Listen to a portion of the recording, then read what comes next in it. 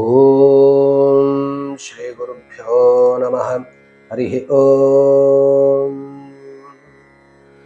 ಶ್ಲೋಕಾಧ್ಯಯನಂ ಇತ್ಯಾಖ್ಯಾಯಾಂ ಮಾಲಿಕಾಯಾಂ ಅದ್ಯತನ ಶ್ಲೋಕಃ ಯುಷ್ಮಾಕಂ ಪುರತಃ ಅತ್ರ ವರ್ತತೆ. ಅನಂತನಾಮಧೇಯಾಯ ಸರ್ವಾಕಾರವಿಧಾಯಿನೇ ಸಮಸ್ತಮಂತ್ರವಾಚ್ಯಾಯ ವಿಶ್ವೈಕಪತಯೇ ನಮಃ. ಏತಸ್ಯ ಶ್ಲೋಕಸ್ಯ ಪದಚ್ಛೇದಂ ಜಾನन्तु. ಅನಂತನಾಮಧೇಯಾಯ ಸರ್ವಾಕಾರವಿಧಾಯಿನೇ ಸರ್ವ ಆಕಾರವಿಧಾಯಿನೇ ಸಮಸ್ತಮಂತ್ರವಾಚ್ಯಾಯ ವಿಶ್ವೈಕಪತಯೇ ವಿಶ್ವ ಏಕಪತಯೇ ನಮಃ. ಏತಸ್ಯ ಶ್ಲೋಕಸ್ಯ ಅರ್ಥಾನುಗುಣಂ ಅನ್ವಯಂ ಜಾನೀಮಃ. ಅನಂತನಾಮಧೇಯಾಯ ಸರ್ವಾಕಾರವಿಧಾಯಿನೇ ಸಮಸ್ತಮಂತ್ರವಾಚ್ಯಾಯ ವಿಶ್ವೈಕಪತಯೇ ನಮಃ. ಏತಸ್ಯ ಶ್ಲೋಕಸ್ಯ ಸಂಸ್ಕೃತ ಭಾವಾರ್ಥಃ ಏವಂ ಭವತಿ ಜಾನन्तु. ಅತ್ರ ವಿಶ್ವಸ್ಯ ಏಕಪತಿಃ ಯಃ ವರ್ತತೆ ಭಗವಾನ್ ಏಕಃ ಏವ ನ ದ್ವಿತೀಯಃ ಅಸ್ತಿ ಕಶ್ಚಿತ್ ಇತಿ ಯಥಾ ವೇದಾಃ ವದಂತಿ ತಥೈವ ವಿಶ್ವೈಕಪತಿಃ ಅಸ್ತಿ ಸಹ ತಸ್ಮೈ ನಮಃ ಪ್ರಣಾಮಃ ಇತಿ ಅತ್ರ ಭಾವಃ. ಸಹ ಕೀದೃಶಃ ವರ್ತತೆ ಏಕಪತಿಃ, ವಿಶ್ವಸ್ಯ ಏಕಪತಿಃ कीदृशः इति प्रश्नस्य उत्तराणि अत्र सन्ति.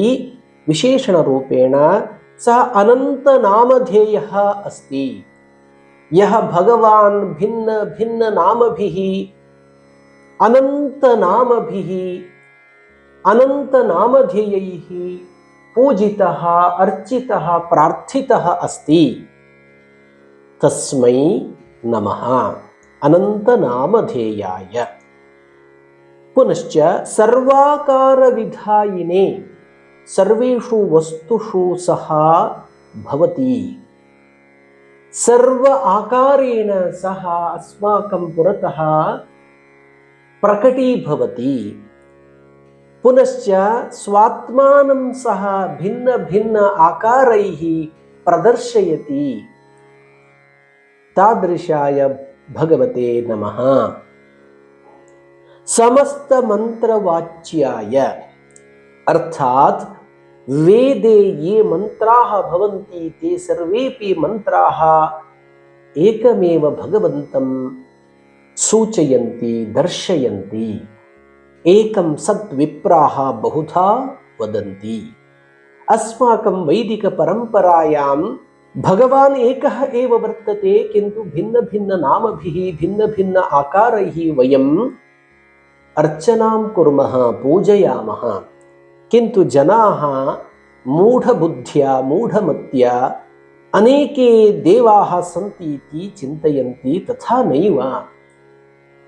देवः एकः एव विद्यते, किन्तु सः अनेक नामभिः अनेक रूपैः अर्चितः पूजितः भवति.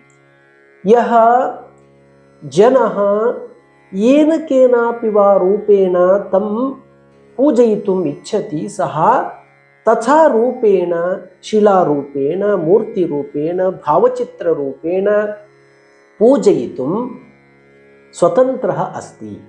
अस्माकं तथा स्वातन्त्र्यमस्ति. वयम् एकमेव भगवन्तं भिन्न भिन्न नामभिः भिन्न भिन्न रूपैः पूजयामः. तादृशाय विश्वैकपतये नमः इति एतस्य भावः. अयं श्लोकः अनुष्टुप् छन्दसि विद्यते. पुनरेकवारं गायाम, अभ्यासं करवाम.